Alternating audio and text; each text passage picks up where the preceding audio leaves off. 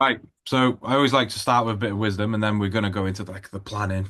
So I do like a lot of reading and stuff like that. And I read something the other day and I really like this framework and I thought you're gonna get a lot from it. So this piece of paper is your day. This is like surface area of 24 hours. Okay. Now in my head I practice I literally was thinking about this last night and I was like, we're just gonna wing it. So we're gonna rip off the 8 hours. Okay. That's your sleep. Because you should all be sleeping 8 hours, right? So that's 8 hours. Okay, that's gone. We're gonna then rip off another 8 hours because that's give or take the average working day. Come on, Robert. Should have got some scissors. Literally been in the kitchen. Okay, so don't get depressed by this. This is positive. Trust me. So already we've got 16 hours gone, taken from us, and this is what we're left with. Okay, we're gonna take away because you're all avid trainers in here. We're gonna take away, say, an hour for exercise, whether that's in the gym or going for a walk, whatever. Why didn't I fold the last one up? Look how much better that is. That's your hour exercise gone. We're then gonna rip away, say 2 hours for all your eating for the day.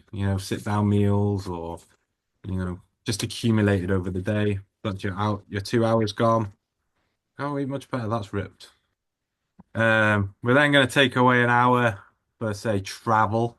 Let's just say you have to drop the kids off at school or go to the supermarket or 15 minutes here and there. Obviously, I'm just generalizing here. Okay. Then we're going to take away an hour for, say, sitting down at TV at night or seeing friends or, just social, whatever. Your social butterfly will take away an hour.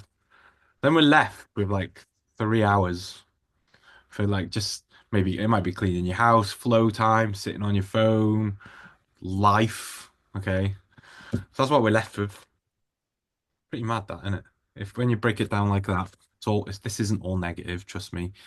But what I want you to realize from this is like there's a lot of time of our day that's already allotted to things. Like give or take. What I've said there is pretty much our day, isn't it? Give or take a few hours, depending on things. Okay. And what I want you to realize is, like every day, give or take, there's going to be a few things that we can't control. But the reason I've done this sort of activity is to give you an idea as to where you should be placing your focus right now. So let's just look, for example, this is your workout and this is your nutrition. I've written words on this, so I remember. And this is your sleep and your work. Do you know what I mean? Can you see the difference? So you've got like 16 hours there, or what's that, 3 hours? Okay. Now, this is going to give you an idea as to where you should be placing your focus when it comes to like achieving your things and having the biggest impact on your life, especially if you're really stressed. So I'm just looking at Louise now. She's had a horrendous week. Okay.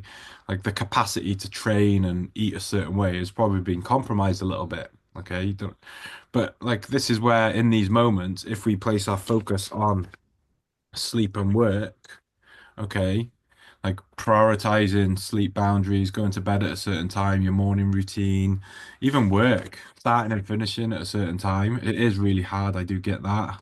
But trying as best you can to do that. If you can control this and really impact these, then you're going to find the food and the workout become a little bit easier for you to adhere to.